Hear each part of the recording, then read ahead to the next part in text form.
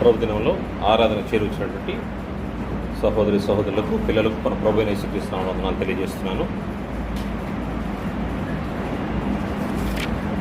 మనం గత ప్రభు దినంలో విమోచన అనే అంశం గురించి గ్రంథం నుంచి పరిశీలన చేశాము. పేతురు రాసినటువంటి మొదటి పత్రిక మొదటి అధ్యాయము 18 నుంచి 24 వరకు చదువుకుందాం.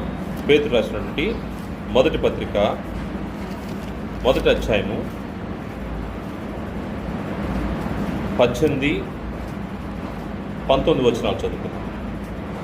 పితృపారంపర్యమైన మీ వ్యర్థ ప్రవర్తనను విడిచిపెట్టినట్లుగా వెండి బంగారముల వంటి క్షయ వస్తువుల చేత మీరు విమోచింపబడలేదు, కానీ అమూల్యమైన రక్తము చేత, అనగా నిర్దోషమును నిష్కలంకమును గొర్రెపిల్ల వంటి క్రీస్తు రక్తము చేత విమోచింపబడతారని మీరు ఎరుగుదురు కదా. పితృపారంపర్యమైనటువంటి మీ వ్యర్థ ప్రవర్తనను విడిచిపెట్టినట్టుగా వెండి బంగారముల వంటి క్షయ వస్తువుల చేత మీరు విమోచింపబడలేదు. విమోచన అనే కార్యక్రమం గురించి గత ప్రభుదినంలో మనం ఆలోచన చేస్తాం. విమోచన అంటే విడిపించబోట, విడుదల చెందుట. ఈ విమోచనని దేవుడు మానవాళికి ఎలా అనుగ్రహించాడో, ఎవరి ద్వారా అనుగ్రహించాడో గత ప్రభుదినం మనం చూసాము.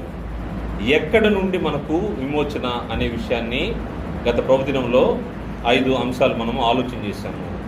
అపవాది చెర నుండి విమోచన, రెండవది పాపపు దాస్యము నుండి విమోచన, మూడవది అపరాధముల నుండి విమోచన, నాలుగవది ధర్మశాస్త్రం యొక్క పాప మరణ నియమముల నుండి విమోచన.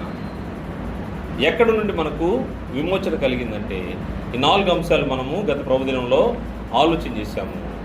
ఈరోజు విమోచన కొరకు ఏమి చేయబడింది, విమోచన ద్వారా మనకు జరిగినటువంటి మేలేంటి అనే అంశాలు మనము గ్రంథంలోంచి పరిశీలన చేస్తాము. మనం చదువుకున్నటువంటి వాక్య భాగంలో పితృపారంపర్యమైన మీ వ్యర్థ ప్రవర్తనను విడిచిపెట్టినట్టుగా వెండి బంగారముల వంటి క్షయ వస్తువుల చేత మీరు విమోచింపబడలేదు కానీ అని అక్కడ ఆపి దేని ద్వారా మీరు విమోచింపబడ్డారనే విషయాల్ని గుర్తు చేస్తూ అమూల్యమైన రక్తము చేత, క్షయమైనటువంటి వస్తువుల చేత విమోచింపబడలేదు, మీరు అమూల్యమైన రక్తం చేత. అమూల్యమైన అంటే మూల్యము చెల్లించలేని, లేకపోతే దానికి ధర కట్టలేని, వెల కట్టలేనటువంటి అమూల్యమైన అనే దానికి అర్థము. వెల కట్టలేనటువంటిది. మనకు మార్కెట్లో చాలా వస్తువులు మనకు అందుబాటులో ఉంటాయి. వాటికి వాటి ధరలు నిర్ణయించబడి ఉంటాయి. ధరలు నిర్ణయించబడినటువంటి వాటిని బట్టి దానికి మనం కొనుక్కోవాలనుకున్నప్పుడు ఆ ధరను చెల్లించి దాన్ని మనం కొనుక్కుంటాం. కానీ ఇక్కడ చెప్తున్నమాట, విమోచింపబడినటువంటి వస్తువు యొక్క ధర వెలకట్టలేనిది, అమూల్యమైనదని గ్రంథం తెలియజేస్తాం. వెలకట్టలేని అమూల్యమైన రక్తము చేత మానవుడు విమోచింపబడినటువంటి వస్తువు ఏంటంటే, దానికి ఇవ్వబడిన వస్తువు రక్తము. అది ఎవరి రక్తం అంటే అమూల్యమైన రక్తము, అనగా నిర్దోషమును నిష్కలంకమునగు గొర్రెపిల్ల వంటి రక్తం. నిర్దోషమును నిష్కలంకమునగు గొర్రెపిల్ల. ఇక్కడ 3 పదాలు వినియోగించబడ్డాయి. ఒకటి నిర్దోషమును అంటే ఆ యొక్క రక్తముకి ఎటువంటి దోషము లేదని అర్థం. ఎటువంటి దోషము ఆరోపించబడినటువంటి రక్తము, అది అమూల్యమైన రక్తము. అదేవిధంగా నిష్కలంకమునగు, దానిపైన ఎటువంటి కళంకం లేదంట. నిష్కలంకమునగు రక్తము.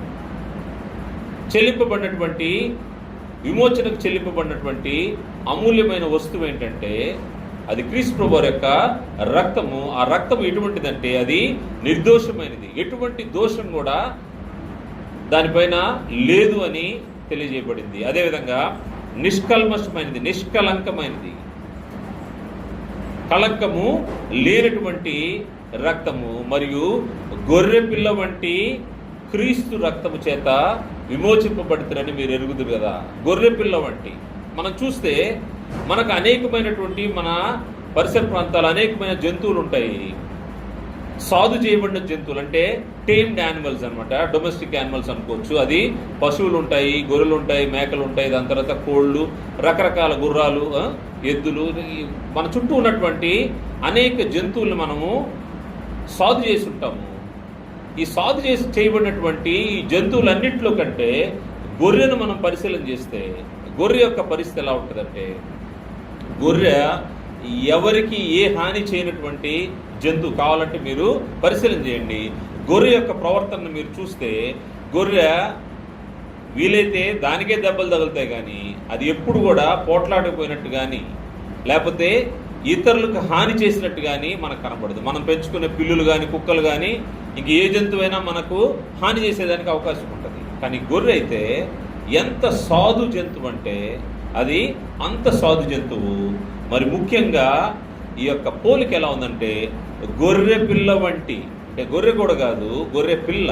గొర్రె పిల్ల అంటే ఇంకా హామ్ చేసేదానికి ఛాన్స్ లేదు, కీడు చేసేదానికి అవకాశం లేనటువంటి సాధు జంతువు, అనుభవం కలిగినటువంటి గొర్రె పిల్ల వంటి దాంతో ఈ యొక్క క్రీస్తు ప్రభు వారి యొక్క రక్తాన్ని పోలుస్తా ఉంటాం. గొర్రె పిల్ల వంటి క్రీస్తు రక్తము చేత, అంటే ఏ హాని చేయనటువంటి నిర్దోషమైన నిష్కలంకమగు క్రీస్తు రక్తము. విమోచనకు వాడబడినటువంటి వస్తువు ఏంటంటే, దేన్ని పెట్టి దేవుడు క్రీస్తు యేసు ద్వారా మనల్ని కొనుక్కున్నాడంటే క్రీస్తు ప్రభు యొక్క రక్తము. అది ఎటువంటి రక్తం అంటే నిర్దోషమును నిష్కలంకమునగు గొర్రెపిల్ల వంటి క్రీస్తు రక్తం. అది అమూల్యమైనది, దానికి వెలకట్టలేనటువంటి వస్తువుగా మనకు గ్రంథం తెలియజేస్తా ఉంది. అందువల్ల విమోచన కొరకు ఏం చేయబడింది అనే విషయాన్ని ఈరోజు మన గ్రంథంలోంచి పరిశీలన చేస్తే, ఈ విమోచన కొరకు, మానవ విమోచన కొరకు క్రయధనం చెల్లించబడింది. ఈ మానవ విమోచన కొరకు ఏం జరిగిందంటే క్రయధనం, అంటే కొంత సొమ్ము నిన్ను విడిపించడానికి దేవుడు వాడవలసి వచ్చింది. ఆ సొమ్ము ఏంటంటే, ఆ క్రయధనం ఏంటంటే అది క్రీస్తు ప్రభు యొక్క రక్తము. ఇప్పుడే మనం ఆలోచన చేశాము, అమూల్యమైనటువంటి రక్తము. క్రీస్తు ప్రభు వారి రక్తం లేకుండా నీవు నేను విమోచింపబడలేదు. ఆయన గురించి తెలియజేయబడిన మాట, క్రీస్తు ప్రభు వారి గురించి గ్రంథంలో తెలియజేయబడిన మాట మార్కు సువార్త 10వ అధ్యాయము 45వ వచనం చూస్తే, మార్కు సువార్త 10వ అధ్యాయం 45వ వచనంలో మనుష్య కుమారుడు అనేకులకు ప్రతిగా విమోచన క్రయధనముగా తన ప్రాణం ఇచ్చుటకు వచ్చననే విషయం అక్కడ మనకు కనబడతా ఉంటుంది. అనేకులకు ప్రతిగా, వాస్తవంగా మనం చేసిన పాపానికి మనము పెనాల్టీ చెల్లించాలి, మనము పనిష్మెంట్ని అనుభవించాలి. కానీ ప్రభు వారికి అయితే మన పాపాల కోసము ఆయన పనిష్మెంట్ అనుభవించాడు. అనేకులకు ప్రతిగా మనం చెల్లించాల్సిన పెనాల్టీ విమోచన క్రయధనముగా దేన్ని పెట్టాడంటే తన ప్రాణాన్ని పెట్టాడు, తన రక్తాన్ని శిలువలో ధారపోసాడు. విమోచన ప్రక్రియ ఎలా జరిగింది, విమోచన కొరకు ఏమి జరిగిందంటే ఆయన విమోచన కొరకు క్రయధనము చెల్లించబడింది. ఆ క్రయధనం క్రీస్తు ప్రభు యొక్క రక్తము, తన యొక్క ప్రాణమని గ్రంథం తెలియజేస్తోంది. మనుష్య కుమారుడు అనేకులకు ప్రతిగా విమోచన క్రయధనముగా తన ప్రాణమునిచ్చుటకు ఈ భూమి మీదకి వచ్చిననే మాట మన గ్రంథంలో కనబడతా ఉంది. ఈ క్రయధనం ఏ విధంగా చెల్లించబడిందో ఆలోచన చేస్తే, అపోస్తలుడైన పౌలు గారు తిమోతికి రాసిన మొదటి పత్రిక 2వ అధ్యాయంలో కూడా ఈ యొక్క సమాచారం మనకు కనబడుతుంది. అపోస్తలుడైన పౌలు గారు తిమోతికి రాసినటువంటి మొదటి పత్రిక 2వ అధ్యాయము 5-6 వచనాలు చూస్తే, దేవుడొక్కడే, దేవునికి నరులకు మధ్యవర్తియు ఒక్కడే, ఆయన క్రీస్తు యేసును నరుడు. క్రీస్తు యేసును నరుడు. ఈయన అందరి కొరకు విమోచన క్రయధనముగా తన్ను తానే సమర్పించుకొనెను. దీనిని గూర్చిన సాక్ష్యము యుక్తకాలమునందు ఇయ్యబడును. ఈయన అందరి కొరకు విమోచన క్రయధనంగా. ఈ విమోచన అనే కార్యక్రమంలో క్రీస్తు ప్రభు వారు క్రయధనంగా తన యొక్క ప్రాణాన్ని చెల్లించినట్టుగా, మరి ముఖ్యంగా అనేకుల కొరకు, ఆయన అందరి కొరకు ఇక్కడ తెలుపండి మాట, ఈయన అందరి కొరకు. ఇందాక మనం చూసింది అనేకులకు ప్రతిగా అని చూసాము. ఈ యొక్క వచ్చిన భాగంలో మనం చూస్తే అందరి కొరకు విమోచన క్రయధనముగా తన్ను తానే సమర్పించుకున్నాడంట దేవునికి. విమోచన కార్యక్రమంలో ఏమి చేయబడింది అనే అంశాన్ని మనము పరిశీలన చేస్తూ ఉన్నాము. ఈ యొక్క విమోచన కార్యక్రమము దేవుని యొక్క ఏర్పాట్లోదని మనకు గ్రంథంలో తెలియజేయబడింది. దేవుడు క్రీస్తు ప్రభు వారి యొక్క బలిని ఆయన జగత్తు పునాది వేయబడక మునిపే దాన్ని మానవుని యొక్క పాప విమోచన నిమిత్తం ఏర్పాటు చేసి పెట్టినాడని మన గ్రంథంలో కనబడుతూ ఉంది. ఏం చేయబడిందో ఆలోచన చేస్తే, ఆయన రక్తము ఏ విధంగా మనకు విమోచనకు కారణమైందో మనం ఆలోచన చేస్తే, ఎఫెసీ పత్రిక మొదటి అధ్యాయము 4వ వచనం చూస్తే, ఇది జగత్తు పునాది వేయబడక మునిపే దేవుని యొక్క ఏర్పాట్లు. అంటే జగత్తు పునాది అంటే ఈ సృష్టి ప్రారంభానికి ముందే, మానవుని యొక్క సృష్టికి ముందే, మానవుడు సృష్టించబడక మునిపే మానవుని యొక్క విమోచన కొరకు దేవుని యొక్క ఏర్పాటు ఉంది. ఈ ఏర్పాటులో దేవుడు ఏం చేశాడంటే, మానవుని రక్షించడానికి క్రీస్తు ప్రభు వారి యొక్క బలి, ఆయన అమూల్యమైన రక్తము అవసరమని దాని కొరకు ఏర్పాటు చేశాడు. 4వ వచనం నుండి, ఎట్లనగా తన ప్రియుని యందు తాను ఉచితముగా మనకు అనుగ్రహించిన తన కృపామహిమకు కీర్తి కలిగినట్లు తన చిత్త ప్రకారమైన దయా సంకల్పం చొప్పున యేసుక్రీస్తు ద్వారా తనకు కుమారులుగా స్వీకరించుటకై మనల్ని ముందుగా తన కోసం నిర్ణయించుకొని మనము తన ఎదుట పరిశుద్ధులమును నిర్దోషులమై ఉండవలనని జగత్తు పునాది వేయబడక మునిపే ప్రేమ చేత ఆయన క్రీస్తులో మనల్ని ఏర్పరచుకున్నాను. దేవుని యొక్క ఏర్పాటు జగత్తు పునాది వేయబడక మునిపే క్రీస్తు యేసులో మనల్ని ఏర్పాటు చేసుకున్నాడంట. ఎలా ఉండాలని ఆయన యొక్క ఉద్దేశం అంటే, మనల్ని కుమారులుగా స్వీకరించాలనేది ఒకటైతే, రెండవది ఆయన ఎదుట మనము పరిశుద్ధులమును నిర్దోషులమై ఉండవలనని. పరిశుద్ధులుగా నిర్దోషులుగా ఉండాలంటే మన పైన ఉన్నటువంటి పాపపు డాగులు తుడిచివేయబడాలి. దానికోసము అంధకార సంబంధమైనటువంటి అధికారంలో ఉన్నటువంటి మనల్ని విమోచించడానికి క్రీస్తు ప్రభు వారి యొక్క రక్తము బలి అవసరమైందని దేవుడు తన యొక్క సంకల్పంలో మనల్ని ఇంకా పుట్టింపక మునిపే, సృష్టికి ముందే ఈ యొక్క కార్యక్రమాన్ని ఆయన డిజైన్ చేసి పెట్టినట్టుగా మనకు కనపడుతుంది. 7వ వచనంలో, దేవుని కృపా మహదైశ్వర్యం బట్టి ఆ ప్రియుని యందు ఆయన రక్తం వలన మనకు విమోచనము. ఈ విమోచన కార్యక్రమంలో ఏం జరిగిందని మనము ఆలోచన చేస్తే, క్రయధనం చెల్లించబడిందనే అంశాన్ని మనం పరిశీలన చేస్తాము. ఈ యొక్క రక్తము దేవుని కృప మహదైశ్వర్యం బట్టి ఆ ప్రియుని యందు ఆయన రక్తం వల్ల మనకు విమోచనం, అనగా మన అపరాధములకు క్షమాపణ మనకు కలిగి ఉన్నది. క్రీస్తు ప్రభువు యొక్క రక్తము ద్వారా మనము విమోచించబడ్డాము, మన అపరాధములకు క్షమాపణ కలిగి ఉన్నట్టుగా మనకు గ్రంథంలో తెలియజేయబడతాం. అందువల్ల ఈ యొక్క విమోచన కార్యక్రమంలో క్రయధనం చెల్లించబడింది. మన విమోచన కొరకు క్రయధనము క్రీస్తు ప్రభువు యొక్క రక్తము. ఇది జగత్తు పునాది వేయబడక మునిపే ఏర్పాటు చేసి పెట్టి దేవుడు మనల్ని విమోచించాడు. ఆయన కుమారులుగా స్వీకరించడం అనేది, మనం ఆయన ఎదుట పరిశుద్ధులమును నిర్దోషులమై ఉండాలనే దేవుని యొక్క ఉద్దేశమైంది. ఆ చిత్తాన్ని బట్టి, ఆ సంకల్పాన్ని బట్టి క్రీస్తు ప్రభువు వారిని బలిగా ఇచ్చినట్టుగా మనకు కనబడతాం. ఈ యొక్క విమోచనలో ఏం చేయబడింది అనే విషయము, రెండవ విషయాన్ని మనం ఆలోచన చేస్తే, క్రీస్తు ప్రభువు శాపగ్రాహి అయ్యాడు. ఈ విమోచన కార్యక్రమంలో జరిగినటువంటి రెండవ అంశాన్ని చూస్తే, క్రీస్తు ప్రభువు శాపగ్రాహి అయ్యాడు. అంటే వాస్తవంగా ఆయన మీద ఎటువంటి పాపం లేదు, ఆయన ఎటువంటి దోషం చేయలేదు. కానీ ఆయన మన కోసము పాపమైనట్టుగా, మన కోసము దోష శిక్షను భరించినట్టుగా మనకు గ్రంథంలో కనబడతాం. చూస్తే గలతీ పత్రిక 3వ అధ్యాయం 13వ వచనం నుండి మనం పరిశీలన చేస్తే, గలతీ పత్రిక 3వ అధ్యాయము 13వ వచనం నుండి మనం చూస్తే, ఆత్మను గూర్చిన వాగ్దానము విశ్వాసం వలన మనకు లభించినట్లు అబ్రహాము పొందిన ఆశీర్వచనము యేసుక్రీస్తు ద్వారా అన్యజనులు కలుగుటకై క్రీస్తు మన కోసము శాపమై, కింద ఫుట్నోట్లో శాపగ్రాహి అయి, క్రీస్తు ప్రభువారు మన కోసము శాపమై మనల్ని ధర్మశాస్త్రం యొక్క శాపము నుండి విమోచించను. ఇందుని గురించి మ్రాను మీద వేలాడిన ప్రతివాడును శాపగ్రస్తుడని వ్రాయబడి ఉన్నది. సహోదరులారా, మనుషురీతిగా మాట్లాడుచున్నాను, మనుషుడు చేసిన ఒడంబడికైనను స్థిరపరచబడిన తరువాత ఎవడు దాన్ని కొట్టివేయడు, దాంతో మరేమీ కల్పుడు. అబ్రహామునకు చేయబడినటువంటి ఈ వాగ్దానం ద్వారా మన కోసము ఆయన ఏం చేశాడంటే ధర్మశాస్త్రం యొక్క శాపం నుండి మనల్ని విమోచించాడు. మన కోసం ఆయన శాపమయ్యాడు. శాపగ్రాహిగా ఆయన సిలువలో వేలాడినట్టుగా మన గ్రంథంలో కనబడతాం. వాస్తవంగా ఆ పనిష్మెంట్ మనం తీసుకోవాలి.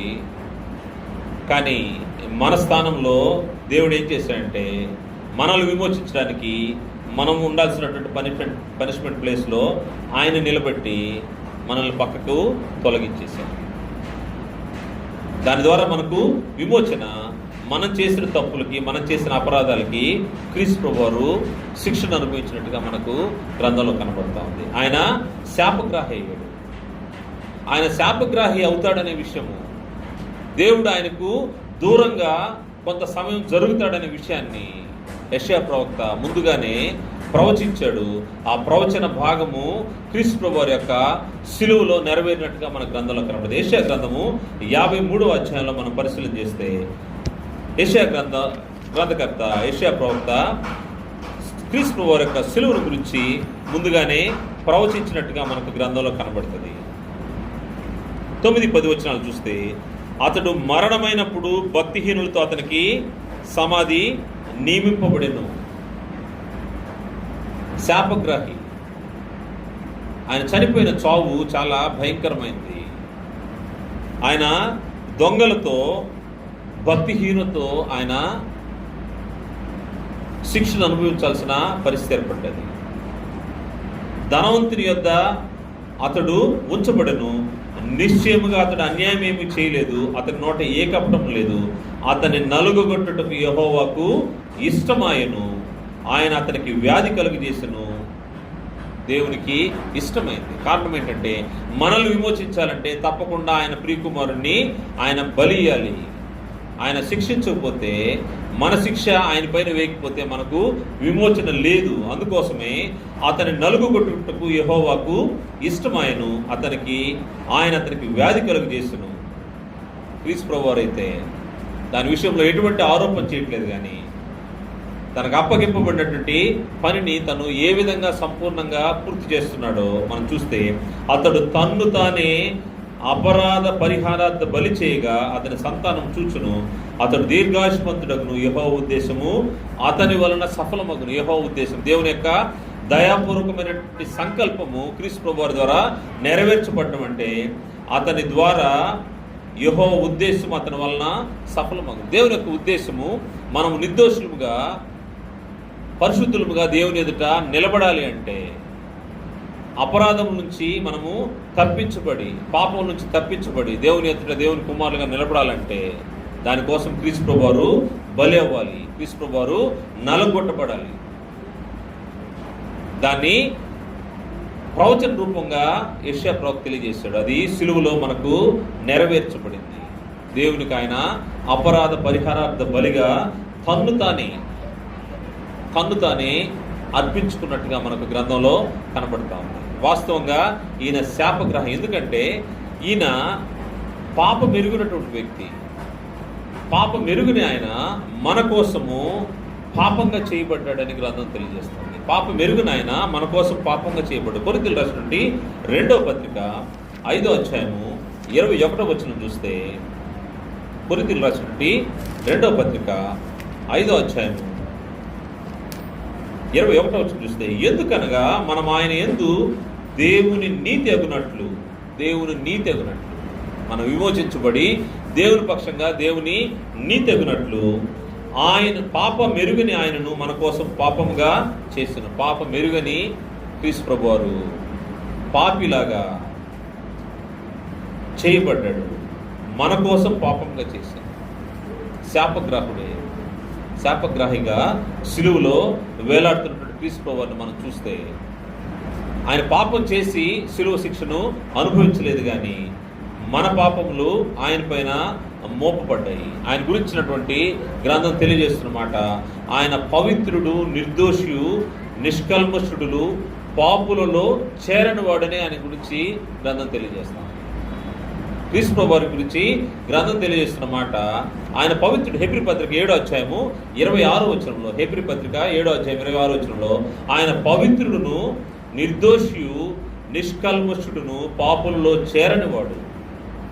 ఆయన పరిస్థితి, కానీ మన పాపముల కొరకై ఆయన పాపంగా చేయబడ్డాడు. దాన్ని మనము గుర్తించాలి. మన విమోచన కొరకై ఆయన ఏం జరిగిందంటే ఆయన పాపంగా చేయబడ్డాడు, శాపగ్రాహి అయ్యాడు. విమోచన కొరకు ఏం చేయబడిందని ఆలోచన చేస్తే క్రీస్తు ప్రభువారు శాపగ్రాహిగా ఉన్నట్టుగా మనకు కనపడతాం.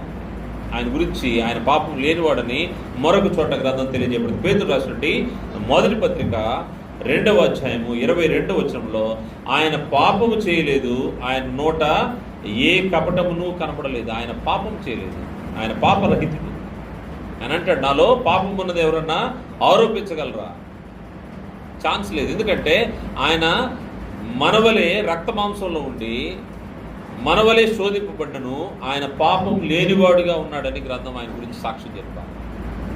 అందువల్ల పాపం లేని వ్యక్తి, పాపం చేయని వ్యక్తి మన పాప శిక్షను, మన పాప దోషాన్ని ఆయన సిలువలో భరించి ఆయన శాపగ్రాహి అయ్యాడు. ఆయన శాపగ్రాహి అయితేనే మనకు విమోచన కలిగిన దాన్ని మనం మర్చిపోకూడదు. అది మన మంచి క్రియల వల్ల కాదు, లేకపోతే మన మంచి ప్రవర్తన బట్టి కాదు, కానీ క్రీస్తు ప్రభువారు యొక్క ఉచితమైనటువంటి ప్రేమను బట్టి, దేవుని యొక్క కృపను బట్టి మనము నీతిమంతులుగాను తీర్చబడ్డాము మరియు విమోచించబడ్డాము. మనము పాపం లేని వారుగా చేయబడ్డాము. విమోచన కొరకు చేయబడినటువంటి మరొక అంశం ఏంటంటే, క్రీస్తు తన్ను తాను దేవునికి అర్పణముగాను బలిగాను అర్పించుకున్నాడు. క్రీస్తు తన్ను తాను దేవునికి అర్పణముగాను బలిగాను అర్పించుకున్నాడు. ఎఫెసీ పత్రిక 5వ అధ్యాయము 2వ వచనంలో, ఎఫెసీ పత్రిక 5వ అధ్యాయం 2వ వచనంలో, క్రీస్తు మిమ్మును ప్రేమించి పరిమళ వాసనగా ఉండుటకు మన కొరకు తన్ను తాను దేవునికి అర్పణముగాను బలిగాను అప్పగించుకును. మన కొరకు దేవునికి బలిగాను అర్పణంగాను తన్ను తాను అప్పగించుకున్నాడు. ఆయన అప్పగించుకోకపోతే, తన్ను తాను అప్పగించుకోకపోతే, దేవునికి బలిగా చేసుకోకపోతే, అర్పణగా ఆయన యొక్క ప్రాణాన్ని పెట్టకపోతే మనకు విమోచన లేదు అని గ్రంథం స్పష్టంగా తెలియజేస్తూ ఉంది. దేన్ని బట్టి ఆయన చేశాడంటే, క్రీస్తు మిమ్మును ప్రేమించి, క్రీస్తు ప్రభువారి యొక్క ప్రేమ ఇందులో మనకు కనబడుతుంది. దేవుని యొక్క ప్రేమ కూడా ఇందులో మనకు కనబడుతుంది. తన కుమారుని మన కోసము బలి ఇచ్చే ప్రేమ ఇందులో మనకు కనబడుతూ ఉంది. మనమైతే అంత సాక్రిఫైస్ అయితే మనము చేయలేం, కానీ దేవుడు ప్రేమామయుడు, ఆయన ప్రేమను చూపించాడు. ఆయన కుమారుడు అంటే క్రీస్తు ప్రభువారు కూడా మనల్ని ప్రేమించి తన్ను తాను దేవునికి అర్పణగాను బలిగాను సమర్పించుకున్నాడు. దాని ద్వారా మనకు విమోచన కలిగినట్టుగా మనకు కనబడతాం. ఆయన అర్పణగాను బలిగాను అర్పించడానికి గల కారణం మనం ఆలోచన చేస్తే, ఆయన మన సమస్త దుర్నీతి నుండి మనల్ని విమోచించాడు. దేనికోసం విమోచించాడంటే, సమస్త దుర్నీతి నుండి ఆయన విమోచించడానికి గల కారణము, సత్క్రియలేని ఆసక్తి గల ప్రజలను తన కోసము పవిత్రపరచుకుని తన సొత్తుగా చేసుకోవడానికి ఆయన ఈ విమోచన కార్యక్రమాన్ని, ఆయన సిలువకు ఎక్కడానికి, ఆయన సిలువలో బలవడానికి ముఖ్య కారణంగా మన గ్రంథంలో కనబడుతుంది. తీతు పత్రిక 2వ అధ్యాయము 14వ వచనం చూస్తే, తీతు పత్రిక 2వ అధ్యాయము 14వ వచనంలో ఆయన దేనికోసము ఈ యొక్క బలి అర్పణ చేశాడని ఆలోచన చేస్తే, ఆయన సమస్తమైన దుర్నీతి నుండి మనల్ని విమోచించి, మనకు విమోచన, క్రీస్తు ప్రభువారి యొక్క బలిలో మనకు విమోచన, ఆయన సమస్తమైన దుర్నీతి నుండి మనల్ని విమోచించి, విమోచన కార్యక్రమం ద్వారా మనము దేంట్లో అయితే బంధించబడి ఉన్నామో ఆ బంధించబడిన దాంట్లోంచి మనల్ని విమోచించాడు. దుర్నీతి అనే బంధకం నుంచి మనల్ని విమోచించి, సత్క్రియలు, దుర్నీతి దుష్క్రియలు చేసేవాళ్ళు దుర్నీతిలో నడుస్తూ ఉంటారు, సత్క్రియలు చేసేవాళ్ళు దేవుని యొక్క నీతిని జరిగిస్తూ ఉంటారు. సత్క్రియలను ఆసక్తి గల ప్రజలను తన కోసం పవిత్రపరుచుకొని తన సొత్తుగా చేసుకుంటూ తన్ను తానే మన కొరకు అర్పించుకున్నాడు. తన్ను తానే వాలంటీర్గా, దేవుడు చెప్పిందే తడవుగా దాన్ని జరిగించడానికి ఆయన సిద్ధపడినట్టుగా మనకు కనపడుతుంది. ఇది ఎప్పుడు జరిగిందంటే, సృష్టికి ముందే మనము ఆలోచన చేశాము. మానవుని యొక్క సృష్టి నిర్మాణం జరగకముందే దేవుడు ఈ పనిని ఆయనకి అప్పచెప్పాడు. ఆయన చిత్తం ప్రభు అన్నట్టుగా ఆయన దాన్ని జరిగించడానికి, తండ్రి నువ్వు నాకు ఏర్పాటు చేసిన పనిని సంపూర్ణంగా చేసి నేను నీ పనిని ముట్టించానని ఆయన యోహాను సువార్త 17వ అధ్యాయంలో తన ప్రార్థనలో తెలియజేస్తాడు. చేయుటకు నీవు నాకు ఇచ్చిన పనిని సంపూర్ణంగా నెరవేర్చాను. దానికి ఆయన సృష్టి నిర్మాణానికి ముందే ఏమని దేవునికి మాట ఇచ్చాడో ఆ మాట ప్రకారం దాన్ని జరిగించి తన్ను తాను దేవునికి అర్పణగా అర్పించుకున్నట్టుగా మనకు గ్రంథంలో కనబడతాం. అందువల్ల ఆయన మనల్ని ఏం చేశాడంటే సత్క్రియలందు ఆసక్తి గల ప్రజలను తన కోసము ఏర్పాటు చేయడం కోసము ఈ విమోచన కార్యక్రమాన్ని చేశాడు. దానికోసం ఆయన అర్పణగాను బలిగాను దేవునికి సమర్పించుకున్నట్టుగా మనకు గ్రంథంలో కనబడుతుంది. ఈ అర్పణ బలి మనకు యాజకులు ధర్మశాస్త్ర కాలంలో జరిగించే అర్పణలు మనకు తెలుసు. వాళ్ళు కోడెల యొక్క మేకల యొక్క రక్తాన్ని తీసుకొచ్చి బలి అర్పిస్తారు. క్రీస్తు ప్రభువారు అయితే అలాగా వేరే వస్తువుల యొక్క రక్తాన్ని ఆయన ఇవ్వడానికి ఇష్టపడలేదు. కారణం ఏంటంటే మనం చూసాం ముందుగానే అమూల్యమైన రక్తము, అది నిర్దోషమైన నిష్కలంకమగు గొర్రె పిల్ల వంటి క్రీస్తు రక్తము అందుకోసం చిందించబడింది. అందుకోసం హెబ్రీ పత్రిక 9వ అధ్యాయము 11 నుంచి 14 చూస్తే మేకల యొక్క కోడల యొక్క రక్తముతో కాక తన స్వరక్తముతోనే ఆయన దేవునికి మనల్ని ఆయన తను తాను అప్పగించుకున్నట్టుగా, మనల్ని విమోచించడానికి తను తాను అప్పగించుకున్నట్టుగా మనకు గ్రంథంలో కనబడుతుంది. 9వ అధ్యాయము 11వ వచనం చూస్తే, అయితే క్రీస్తు రాబోతున్న మేలు విషయమై ప్రధాన యాజకుడిగా వచ్చి తానే నిత్యమైన విమోచన సంపాదించి హస్తకృతము కానిది అనగా ఈ సృష్టి సంబంధము కానిదియు మరి ఘనమైనదియు పరిపూర్ణమైనది గుడారము ద్వారా మేకల యొక్కయు కోడల యొక్క రక్తముతో కాక తన స్వరక్తముతో ఒక్కసారి పరిశుద్ధ స్థలములో ప్రవేశించెను. ఏలైనగా మేకల యొక్కయు ఎడ్ల యొక్క రక్తమును మైలపడిన వారి మీద ఆవుదొడ బూడిద చల్లుటయు శరీర శుద్ధి కలుగునట్లు వారిని పరిశుద్ధపరిచినడలా నిత్యుడగు ఆత్మ ద్వారా తన్ను తాను దేవునికి నిర్దోషినిగా అర్పించుకున్న క్రీస్తు యొక్క రక్తము నిర్జీవ క్రియలను విడిచి జీవం గల దేవుని సేవించుటకు మీ మనస్సాక్షిని ఎంతో ఎక్కువగా శుద్ధి చేయును. క్రీస్తు ప్రభువారి యొక్క రక్తము ఏం జరిగిందంటే దేవుని ఎదుట నిర్దోషులుగా మనం కనబడడానికి ఆయన నిర్దోషిగా తనను తాను దేవునికి అర్పణగాను బలిగాను అప్పగించుకున్నాడు. క్రీస్తు ప్రభువారి యొక్క విమోచన ఖైదనం చెల్లించే విధానంలో విమోచన కొరకు ఏం చేయబడింది అంటే క్రీస్తు ప్రభువు యొక్క రక్తం చిందించబడింది. అది మేకల యొక్క కోడెల యొక్క రక్తం కాదు, కానీ అది తన స్వరక్తం. మనం 3 విషయాలు చూసాము.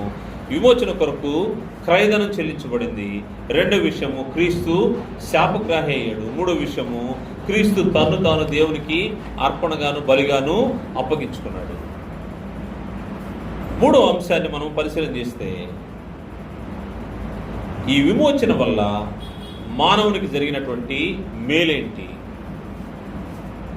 ఈ విమోచన వల్ల మానవునికి జరిగిన మేలేంటి అని మనం చూస్తే, ఈ విమోచన ద్వారా మనము దేవుని రాజ్య నివాసులుగా చేయబడ్డాము. దేవుని రాజ్య నివాసులు, దేవుని రాజ్య నివాసులు అంటే అది ఎంత గొప్ప మేలో మనము గ్రంథంలోంచి పరిశీలన చేస్తే, మనము ఎటువంటి స్థితిలోంచి ఎటువంటి స్థితిలోకి మనము పిలువబడ్డామో చూస్తే, అంధకార సంబంధమైనటువంటి అధికారంలోండి తాను ప్రేమించి తన కుమారుని యొక్క రాజ్య నివాసులుగా మనల్ని చేసినట్టుగా మనకు గ్రంథంలో కనబడుతుంది. కొలస్సీ పత్రిక 1వ అధ్యాయము 13వ వచనం చూస్తే, కొలస్సీ పత్రిక 1వ అధ్యాయము 13వ వచనం నుండి మనం చూస్తే, ఆయన మనల్ని అంధకార సంబంధమైన అధికారంలో నుండి విడుదల చేసి విడుదల చేసి అంటే విమోచించి తాను ప్రేమించిన తన కుమారుని యొక్క రాజ్య నివాసులుగా చేశాను. దీని ద్వారా మనకు జరిగినటువంటి మేలు ఏంటంటే, విమోచన కార్యక్రమం ద్వారా మానవునికి జరిగిన మేలు,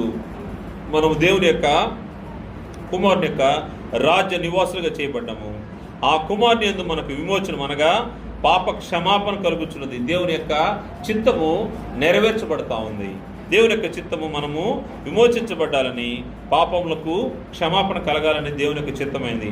ఆయన అదృశ్య దేవుని స్వరూపి అయి సర్వ సృష్టికి ఆది సంభూతుడై ఉన్నాడు. ఏలైనగా ఆకాశమందున్నవియు భూమి అందున్నవియు దృశ్యమైనవి కానీ అదృశ్యమైనవి కానీ, ఆ సింహాసనములైనను ప్రభుత్వములైనను ప్రధానులైనను అధికారులైనను సర్వమును ఆయన యందు సృజింపబడును. సర్వమును ఆయన ద్వారా ఆయనను బట్టి సృష్టింపబడును. ఆయన అన్నిటికంటే ముందుగా ఉన్నవాడు, ఆయనే సమస్తమునకు ఆధారభూతుడు.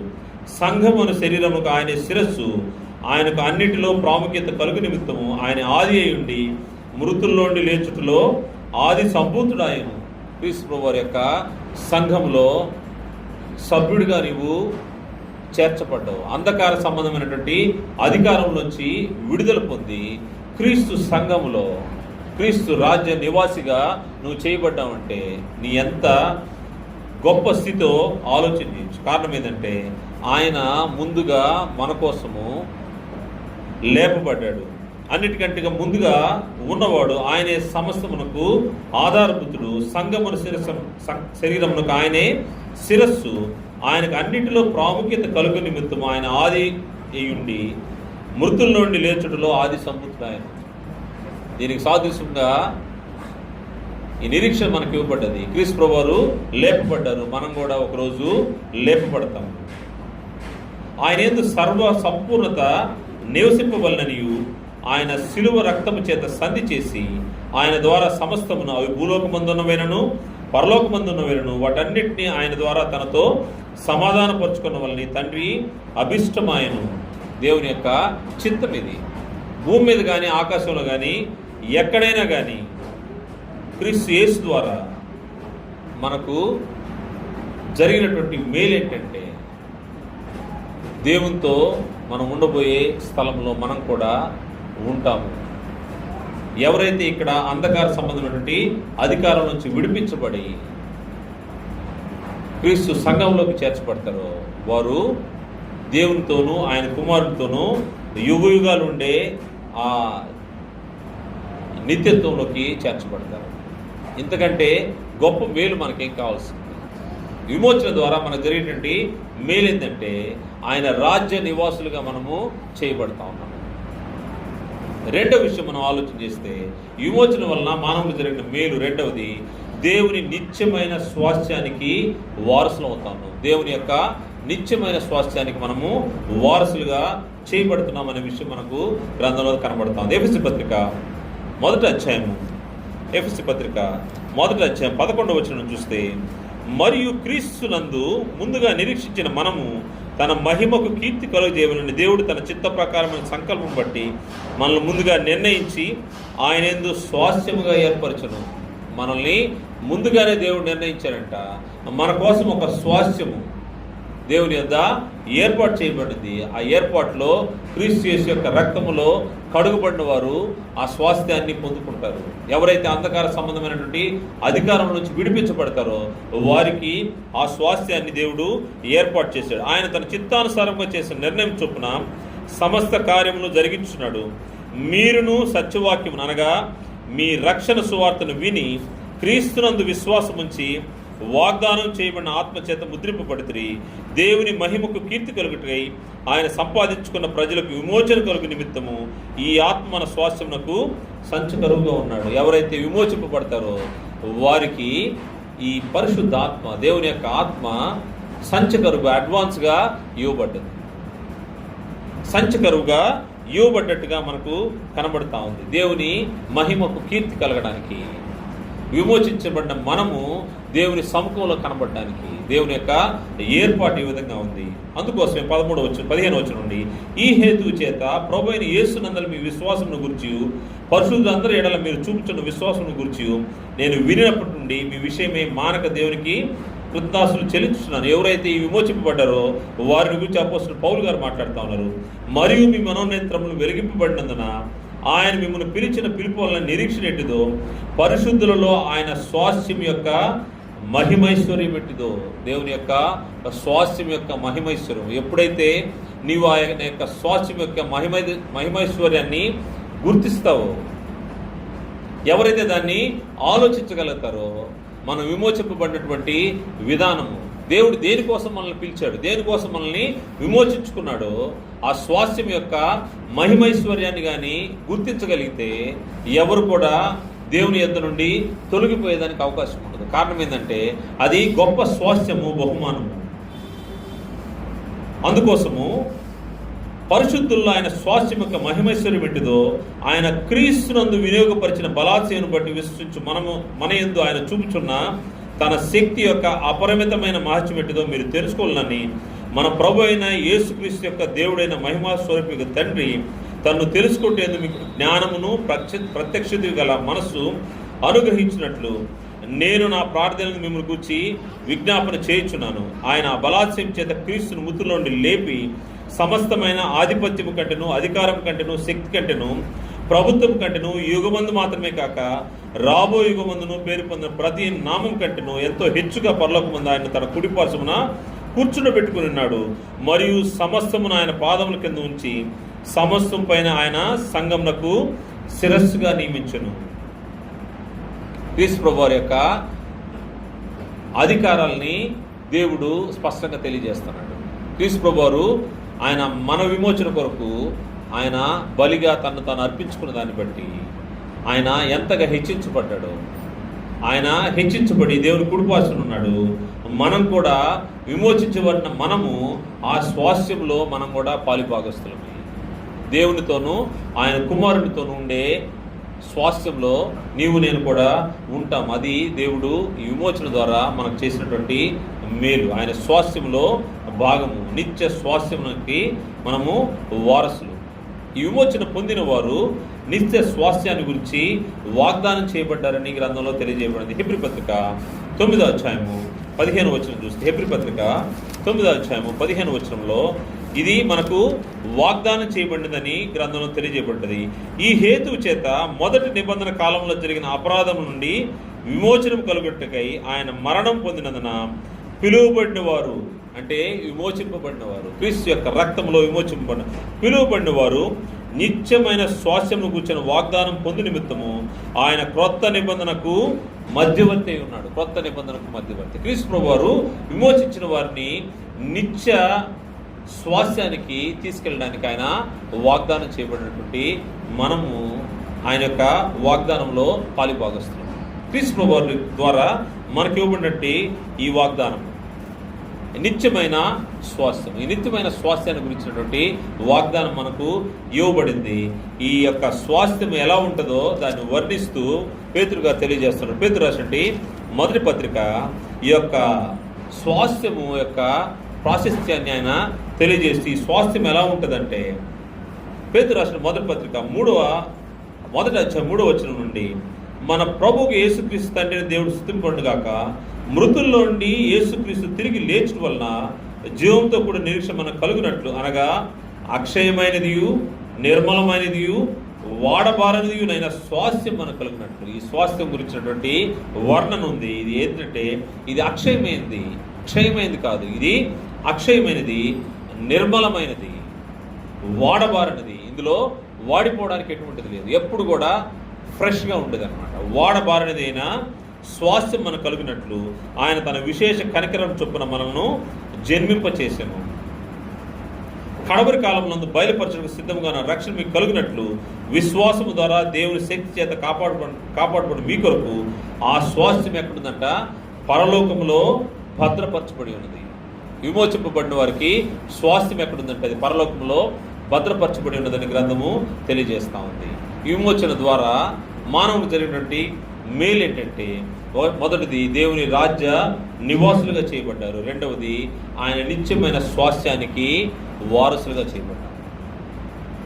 పితృపారంపర్యమైనటువంటి మీ వ్యర్థ ప్రవర్తనను విడిచిపెట్టినట్టుగా వెండి బంగారం వంటి క్షయ వస్తువుల చేత మీరు విమోచింపబడలేదు, కానీ అమూల్యమైన రక్తము చేత, అనగా నిర్దోషమును నిష్కలంకమునగు గొర్రెపిల్ల వంటి క్రీస్తు రక్తము చేత మీరు విమోచింపబడతారని ఎరుగుదురు కదా అంటాం. అంటే మీరు విమోచింపబడినటువంటి విధానాన్ని పరిశీలన చేస్తే క్రీస్తు ప్రభు యొక్క రక్తము, నిర్దోషమైన రక్తము ఇందులో వాడబడింది. ఈ రక్తము ద్వారా విమోచించబడినటువంటి నీవు నేను దేవుని యొక్క రాజ్య నివాసులుగా క్రీస్తు యొక్క సంఘంలో మనం ఉన్నాము. మరియు ఇక్కడ మన యొక్క జీవన యాత్రను, విశ్వాస యాత్రను మనము క్షేమంగా కొనసాగించుకుంటూ వెళ్తే మనం ఎక్కడ ఉండిపోతామంటే దేవుడు మన కోసము పరలోకమందు భద్రపరిచినటువంటి నిత్య స్వాస్థ్యంలో మనకు భాగం ఉంది. దాన్ని మర్చిపోకూడదు. విమోచించబడ్డాము, విమోచనలోకి రాని వారు ఆలోచన చేయాల్సింది ఏంటంటే, ఇంత గొప్ప రక్షణ, ఇంత గొప్ప విలువైనటువంటి స్వాస్థ్యము మన కోసము దాచిపెట్టబడింది క్రీస్తు యేసులో. దాన్ని పొందుకోవడానికి ఈ యొక్క రక్షణ మార్గంలోకి ప్రవేశించాలి. రక్షణ మార్గంలో ప్రవేశించిన వారు క్రీస్తు ప్రభువు యొక్క అమూల్యమైన రక్తాన్ని జ్ఞాపకం చేసుకుంటూ ఏం చేయాలంటే, మన కోసం చిందించినటువంటి విమోచన రక్తము ప్రశస్తమైందని గమనించి, మనకు స్వాస్థ్యము పరలోకంలో భద్రపరచబడింది, దాన్ని పొందుకోవడానికి మనం ఈ భూమి పైన మన యొక్క విశ్వాస యాత్రలో జాగ్రత్తగా దేవుని ఆజ్ఞ ప్రకారం, ఎందుకంటే అది అమూల్యమైన రక్తం మన కోసం చిందించబడింది కాబట్టి దానికోసము జాగ్రత్తతో మన యొక్క విశ్వాస యాత్రను కొనసాగించాల్సిన అవసరం ఉంది. ఈ విశ్వాస యాత్రలో మనం జాగ్రత్తగా మనం వెళ్తే మనం పొందే బహుమానాన్ని ఇప్పుడే మనం పరిశీలన చేస్తాం. పరలోకంలో భద్రపరచబడింది. దానికోసం అందరము సిద్ధపాటు కలిగి విమోచించబడినటువంటి విధానము ఈ 2 ప్రభు దినాల్లో మనం పరిశీలన చేస్తాము. ఒకసారి మరలా ఇంటికి వెళ్ళిన తర్వాత ఒకసారి మీరు దీన్ని జ్ఞాపకం చేసుకోండి. దీని ప్రకారం మనము అపోస్తుల బోధలో, సహవాసంలో మనము ఆత్మ సంబంధంగా ఎదగాలనే విషయాన్ని గుర్తు చేసుకొని దేవుడు మనకిచ్చిన ఆజ్ఞల ప్రకారము జీవిస్తూ దాని ప్రకారంగా మనము మన విశ్వాస యాత్రను కొనసాగిస్తే మనం ఒకరోజు దేవునితోనూ ఆయన కుమారునితోనూ ఆయన యొక్క స్వాస్థ్యాన్ని అనుభవించే స్వాస్థ్యకర్తలుగా మనము ఉంటామని గుర్తు చేస్తూ అందరము అటువంటి పరిస్థితులకు ఆత్మ సంబంధంగా ఎదగాలని ప్రభుపేట మనం చేస్తూ ముగిస్తున్నాను. అందరికీ వందనాలు.